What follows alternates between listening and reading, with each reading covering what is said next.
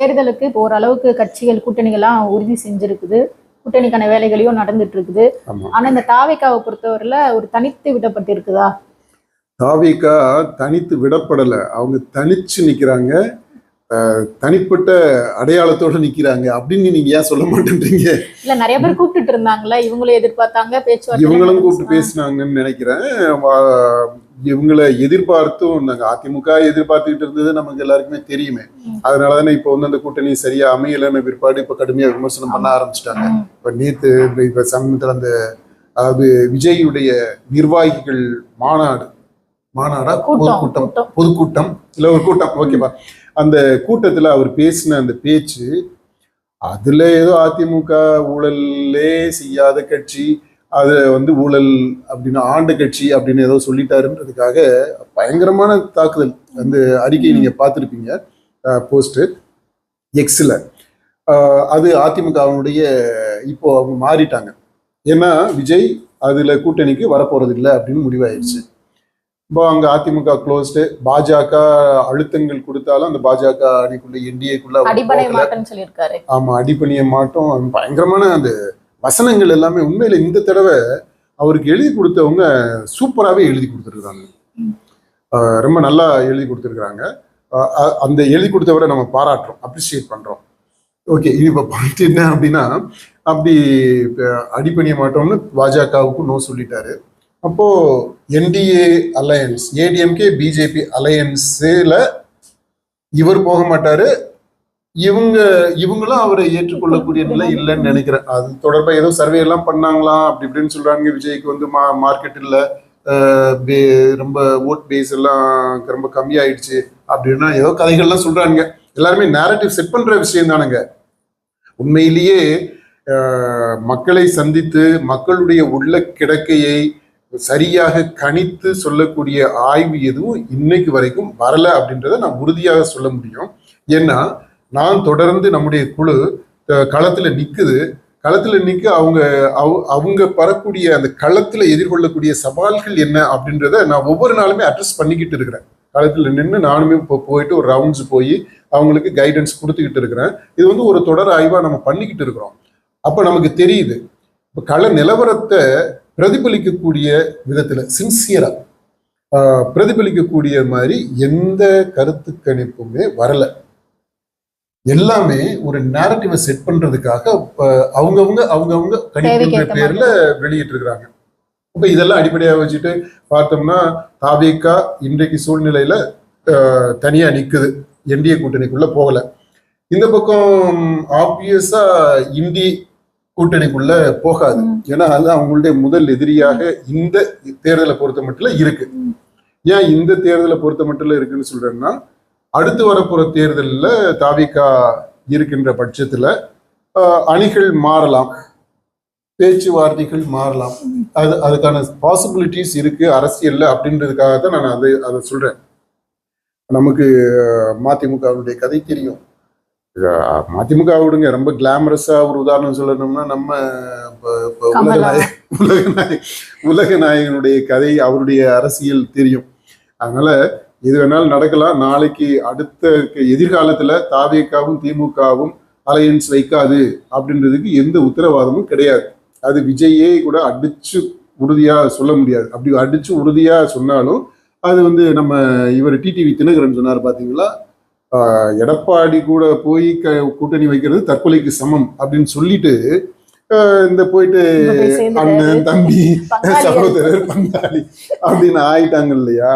அந்த மாதிரிதான் இதுதான் அரசியலுங்க.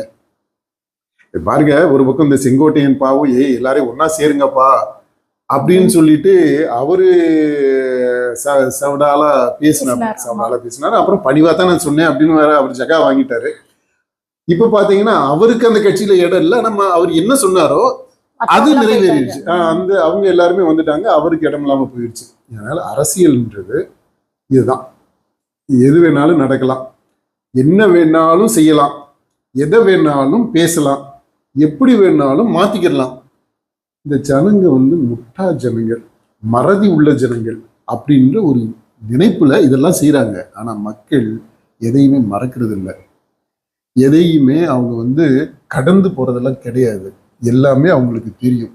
தெரிஞ்சு வேற என்ன ஆப்ஷன்ஸ் இருக்கு, இந்த சூழ்நிலையில இந்த ஆப்ஷன்ஸ் தான் இருக்கு தேர்தல் களத்துல, இதுல என்ன பண்ண முடியும், இதுல பெஸ்டா என்ன செய்ய முடியும் அப்படின்னு பாக்குறாங்க. அதனால மக்கள் முட்டாள்கள் இல்லை, மக்கள் தற்குறிகள் இல்லை, மக்கள் ஏமாளிகள் இல்லை, மக்கள் புத்திசாலிகள் தான். மக்களை நீங்க மட்டம் தட்டி அவங்கள அண்டர் எஸ்டிமேட் எல்லாம் பண்ணணுன்ற தேவையில்லை. சரி, இப்போ என்னன்னா பாயிண்ட் என்னன்னா, அதனால அரசியல் எது வேணாலும் நடக்கலாம். இன்றைக்கு இப்போ தாவிக்கா தனிச்சு நிற்கிறது மாதிரி இருக்கு. ஆனா இந்த தேர்தலுக்கு இன்னும் குறைஞ்சது 2 மாசம் இருக்கு. தேர்தல் அறிவிப்பு அடுத்த மாசத்துல பிப்ரவரி எண்டுக்குள்ள பண்ணிடுவாங்கன்னு நினைக்கிறேன், அல்லது மார்ச் ஃபர்ஸ்ட் வீக்ல எல்லாம் தேர்தல் அறிவிப்பு வந்துடும். அது அறிவிப்பு ஏப்ரல் ஃபர்ஸ்ட் வீக் செகண்ட் வீக்ல தேர்தல் வந்துடும். அவ்வளவுதான் டைம் இருக்கு. ஆனா இதுவே தேர்தல் அரசியல்னு நம்ம பார்த்தோம்னா ரொம்ப அதிகமான நாள். அது அலையன்ஸ் ஃபார்மேஷனுக்கு, இந்த கூட்டணிகள் உருவாகிறதுக்கு, அப்புறம் சீட்டுகளை பகிர்ந்துக்கிறதுக்கு, அப்புறம் அந்த கேண்டிடேட்ஸை செலக்ட் பண்ணிக்கிறதுக்கு, இதுக்கு எல்லாத்துக்குமே எல்லாருமே சொல்றாங்க என்ன தேர்தல் வந்துருச்சு, இன்னும் ஒன்றும் செய்யாம இருக்கீங்க, இன்னும் ஒன்றும் செய்யாம இருக்கிறீங்கன்றது. அப்படிலாம் இல்லைங்க. 3 மாசம் 2 மாசம்னு வச்சுக்கிறோம். இந்த 2 மாசம் 60 நாள், 60 நாள்ன்றது ரொம்ப அதிகமான நாட்கள். இந்த 60 நாள்ல பெரிய மிரக்கிள்ஸ் நடக்க முடியும், பெரிய அழிவுகளும் நடக்க முடியும், எது வேணாலும் நடக்கலாம். அடுத்து இந்த 60 நாள்ல உலகத்துல என்ன நடக்கும்னு நமக்கு தெரியலையே. அந்த ட்ரம்ப் அந்த பக்கம் பாத்தீங்கன்னா அவர் என்னதோ பண்ணிக்கிட்டு இருக்கிறாப்புல, அதனுடைய தாக்கம் இங்க வரைக்குமே இருக்கு, சென்னை வரைக்குமே அதனுடைய தாக்கம் இருக்கு. சென்னைன்றது இல்ல, கிராமம், குக்கிராமம், அனுமந்தப்பட்டி வரைக்குமே அந்த தாக்கம் இருக்கு. இப்ப இந்த மாதிரி உலகத்துல என்ன நடக்கும், அந்த நிகழ்வுகள் என்ன மாதிரியான தாக்கத்தை இங்கே ஏற்படுத்த போகுது, அது இந்த தேர்தல் களத்துல எப்படி மாற்றங்களை கொண்டு வரப்போகுது அப்படின்றது எல்லாமே இருக்கு. அது ஒரு பெரிய விரிந்து பரந்த ஒரு சூழல் அது. அதனால 60 நாள் அப்படின்றது அதிகமான நாட்கள் தான். இந்த 60 நாள்ல தாவேகா தனிச்சுதான் கடைசி வரைக்கும் இருக்கணும் அப்படின்ற அவசியம் இல்லை. என்ன கேட்டா, இப்போ இருக்கக்கூடிய நம்முடைய மக்கள் ஆய்வு குழுவினர் 234 தொகுதியிலையும் இருந்து கள நிலவரத்தை நமக்கு சொன்ன விஷயங்களை வச்சு, அடுத்து நம்மளே விசிட் பண்ணதை வச்சு சொல்லணும் அப்படின்னா,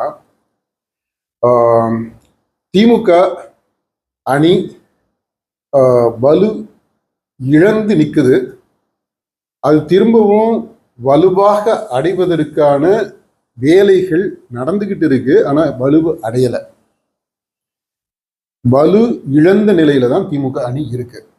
இன்னொரு பக்கம் அதிமுகவை எடுத்துக்கிட்டோம் அப்படின்னா, அது முன்னால இருந்த வலு இழந்த வலு குறைந்த நிலையில இல்லை. அது அதனுடைய வலு அதிகமாகிக்கிட்டு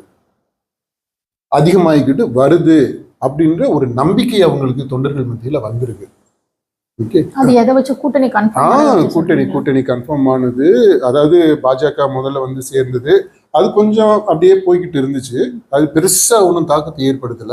ஆனா இப்ப சமீபத்துல நடந்த விஷயங்கள், ஆமா, இவங்க எல்லாம் உள்ள வந்தது எல்லாமே பெர்செப்ஷன் அளவுல மக்கள் மத்தியிலையுமே, வாக்காளர்கள் மத்தியில பரவாயில்ல இது அதிமுக வந்துடும் போல இருக்கே அப்படின்ற ஒரு பேச்சை உருவாக்கி விட்டுருக்கு.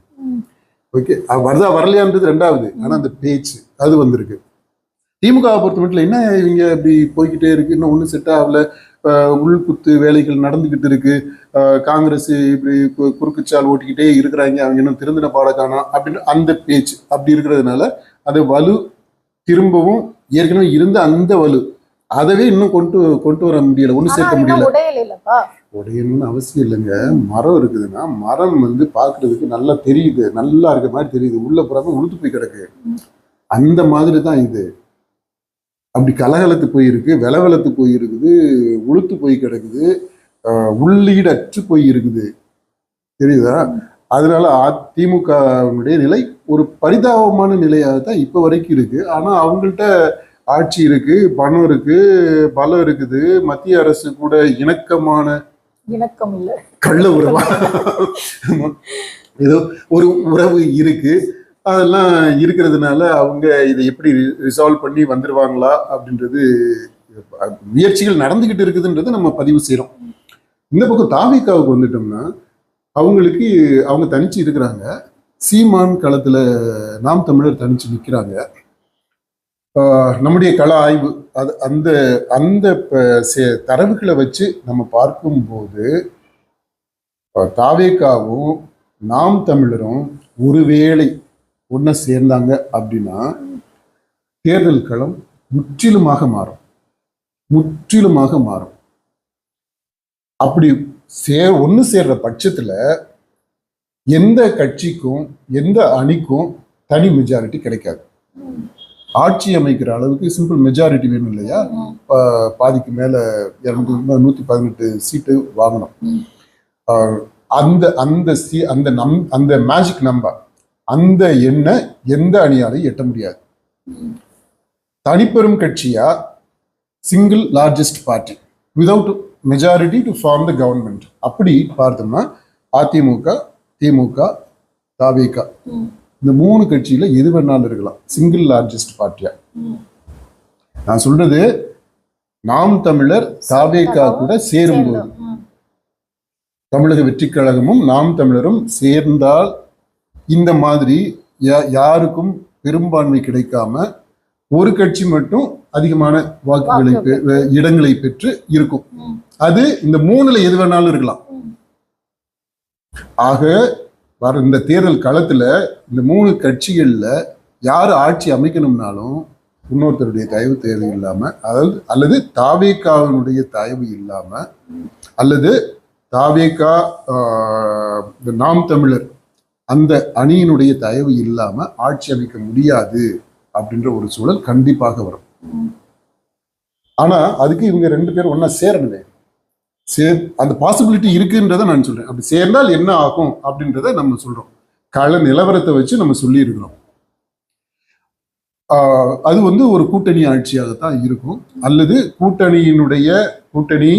கூட்டணிக்கு வெளியில் இருக்கவங்களுடைய சப்போர்ட்டோட நடக்கக்கூடிய ஆட்சியாக இருக்கும்.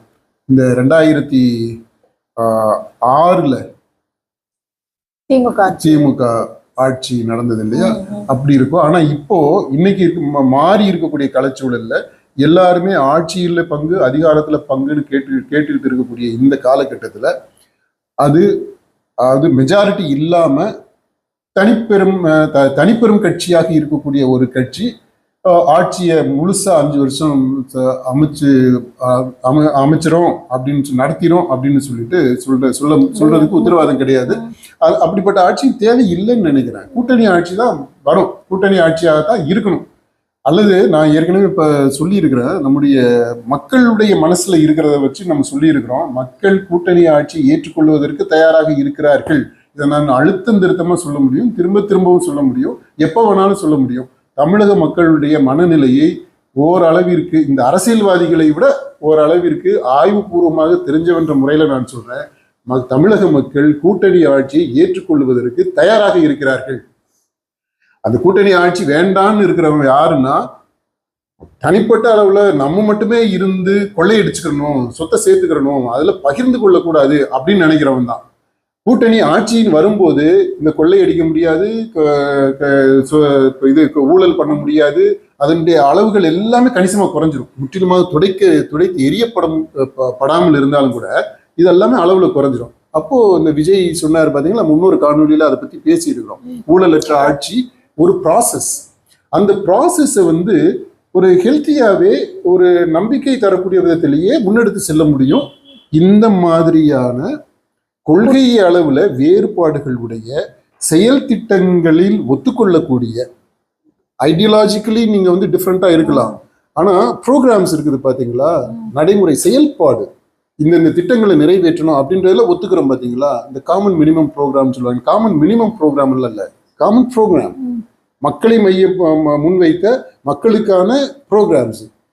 அந்த செயல் திட்டங்களை நிறைவேற்றுறதுல இந்த கொள்கை அளவுல வேறுபட்ட முரண்பாடுகள் உள்ள அந்த கட்சிகள் எல்லாம் ஒன்னா சேர்ந்து அரசு அமைக்குது அப்படின்னா சூப்பருங்க.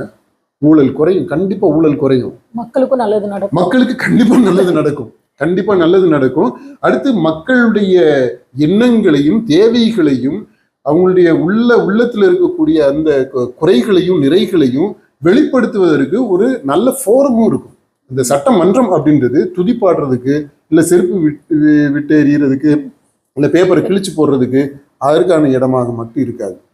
அது உண்மையாகவே மக்களுடைய பிரச்சனைகளை பேசி மக்களுடைய பிரச்சனைகளுக்கு நிரந்தர தீர்வு காணக்கூடிய இதா இருக்கும், மக்களுக்கான இடமா இருக்கும், மக்கள் பிரதிநிதிகள் பங்கேற்கக்கூடிய இடமாக இருக்கும்.